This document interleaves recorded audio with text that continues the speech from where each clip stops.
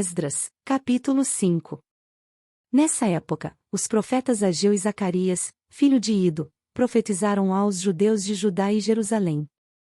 Falavam em nome do Deus de Israel, que estava sobre eles. Em resposta, Zorobabel, filho de Sealtiel, e Jesuá, filho de Jeozadaque, começaram outra vez a reconstruir o templo de Deus em Jerusalém. E os profetas de Deus estavam com eles e os auxiliavam. Tatenai, governador da província a oeste do rio Eufrates, Setar-Bozenai e seus companheiros foram a Jerusalém e perguntaram: quem lhes deu permissão para reconstruir este templo e restaurar esta estrutura? Também perguntaram os nomes de todos os homens que trabalhavam no templo.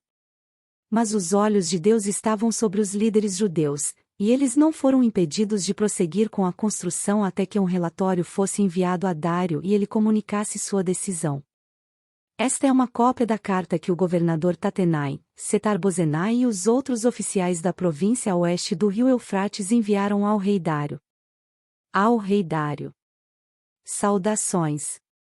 Informamos ao rei que fomos até o local da construção do templo do grande Deus na província de Judá. O templo está sendo reconstruído com pedras especialmente preparadas, e as vigas já estão sendo colocadas nas paredes. A obra avança com muita energia e êxito. Perguntamos aos líderes: quem lhes deu permissão para reconstruir este templo e restaurar esta estrutura? E exigimos os nomes deles, para que pudéssemos dizer ao rei quem eram os líderes. Esta foi a resposta: somos servos do Deus dos céus e da terra e estamos reconstruindo o templo que foi construído aqui muitos anos atrás, por um grande rei de Israel. Nossos antepassados, porém, provocaram a ira do Deus dos céus, e ele os entregou a Nabucodonosor, rei da Babilônia, que destruiu este templo e deportou o povo para a Babilônia.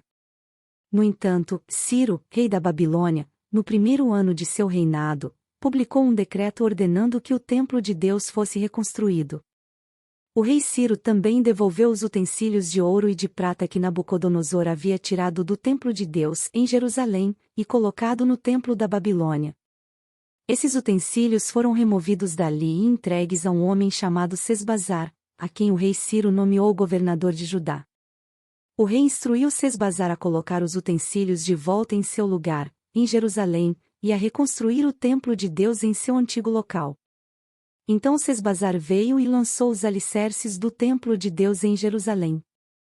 O povo tem trabalhado nele desde então, embora ainda não esteja acabado. Portanto, se parecer bem ao rei, pedimos que se faça uma busca nos arquivos reais da Babilônia, para descobrir se o rei Ciro de fato publicou esse decreto ordenando a reconstrução do templo de Deus em Jerusalém. E que o rei nos informe sua decisão sobre esse assunto. Esdras, capítulo 6. Então o rei Dário ordenou que se fizesse uma busca nos arquivos da Babilônia, que ficavam guardados junto aos tesouros. Mas foi na fortaleza em Ecbatana, na província da Média, que se encontrou um documento que dizia: Memorando. No primeiro ano do reinado do rei Ciro, foi publicado um decreto a respeito do templo de Deus em Jerusalém. Que o templo seja reconstruído para ser um local onde se ofereçam sacrifícios, usando os alicerces originais. Ele terá 27 metros de altura e 27 metros de largura. A cada 3 camadas de grandes pedras, será colocada uma camada de madeira. Todas as despesas serão pagas pela tesouraria real. Além disso, os utensílios de ouro e de prata que Nabucodonosor levou do templo de Deus em Jerusalém, para a Babilônia devem ser devolvidos a Jerusalém e colocados em seus devidos lugares. Que sejam levados de volta ao templo de Deus. O rei Dário enviou esta mensagem. Agora, portanto, Tatenai, governador da província a oeste do rio Eufrates, Setar-Bozenai, seus companheiros e outros oficiais a oeste do rio Eufrates, permaneçam afastados de lá. Não interfiram na construção do templo de Deus. Deixem que seja reconstruído em seu antigo local, e não impeçam o governador de Judá e os líderes dos judeus de realizarem seu trabalho. Além disso, decreto que ajudem esses líderes dos judeus a reconstruir o templo de Deus. Paguem, sem demora, todos os custos da construção, usando os impostos recolhidos na província a oeste do rio Eufrates, para que a obra não seja interrompida. Deem aos sacerdotes em Jerusalém tudo o que eles precisarem, novilhos, carneiros e cordeiros para os holocaustos oferecidos ao Deus dos céus. Providenciem, sem falta, a quantidade de trigo, sal, vinho e azeite que for necessária para cada dia. Assim, eles poderão oferecer sacrifícios agradáveis ao Deus dos céus e orar pelo bem-estar do rei e de seus filhos. Se alguém desobedecer a este decreto de alguma maneira, terá uma viga de sua casa arrancada. Ele será amarrado a essa viga e pendurado nela, e sua casa será transformada num monte de entulho. Que o Deus que escolheu a cidade de Jerusalém como lugar para que seu nome seja honrado destrua qualquer rei ou nação que desobedecer a esta ordem e destruir este templo. Eu, Dário, publiquei este decreto. Que ele seja obedecido com toda diligência. Tatenai, governador da província a oeste do rio Eufrates, Setar-Bozenai e seus companheiros obedeceram de imediato à ordem do rei Dário. Com isso, os líderes dos judeus puderam continuar seu trabalho e foram encorajados pela pregação dos profetas Ageu e Zacarias, filho de Ido. Finalmente, o templo foi terminado, como havia sido ordenado pelo Deus de Israel e decretado por Ciro, Dário e Artaxerxes, reis da Pérsia. O templo foi concluído no dia 12 de março, no 6º ano do reinado do rei Dário.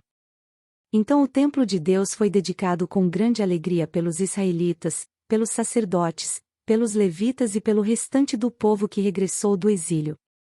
Durante a cerimônia de dedicação, foram sacrificados 100 novilhos, 200 carneiros e 400 cordeiros. 12 bodes foram apresentados como oferta pelo pecado de todo Israel, de acordo com o número das tribos. Em seguida, os sacerdotes e os levitas foram divididos em vários grupos para servirem no templo de Deus, em Jerusalém, conforme prescrito no livro de Moisés. No dia 21 de abril, o povo que havia regressado do exílio celebrou a Páscoa. Os sacerdotes e os levitas haviam se purificado e estavam cerimonialmente puros. Abateram o cordeiro da Páscoa por todos que regressaram, por seus colegas, os sacerdotes, e por si mesmos. Todo o povo de Israel que havia regressado do exílio participou da refeição de Páscoa, junto com todos que haviam deixado os costumes impuros dos povos que ali viviam a fim de adorar o Senhor, o Deus de Israel. Em seguida, comemoraram durante 7 dias a festa dos pães sem fermento. Houve grande alegria em toda a terra, pois o Senhor tornou o rei da Síria favorável a eles e o levou a ajudá-los a reconstruir o templo de Deus, o Deus de Israel.